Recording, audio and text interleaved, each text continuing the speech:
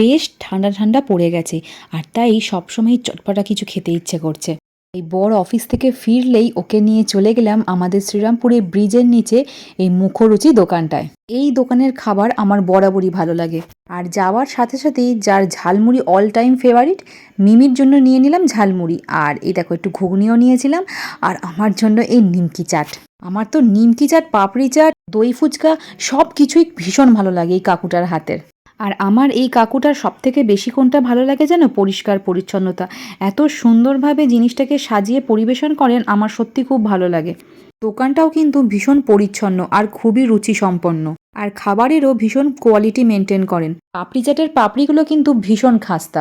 আর আমরা তো মাঝে মাঝে এই কাকুর দোকান থেকে ঘুগনি নিয়ে চলে আসি, দিয়ে সপরিবারে জমিয়ে খাই রুটি দিয়ে কিংবা মুড়ি দিয়ে, খুব ভালো লাগে। আর তোমরা কি দেখলে? কাকুর পাপড়ি চাট সাজানো কিন্তু এখানে অলমোস্ট কমপ্লিট। দেখো 2 রকমের ঝুরি ভাজা, তার উপর থেকে দই, তার উপরে যে চাটনি বানায় ওটা একদম ঘরোয়াভাবে কাকু নিজে বানান। তো যার জন্য খেতেও কিন্তু খুব টেস্টি লাগে, মানে একদমই ওই কুমড়ো পচা সসের মতন লাগে না। আর এখনও শেষ হয়নি, এর ওপরে পড়ে কিশমিশ, তারপরে পড়ে সুন্দর বাদাম। উফ, পুরো জমে যায়।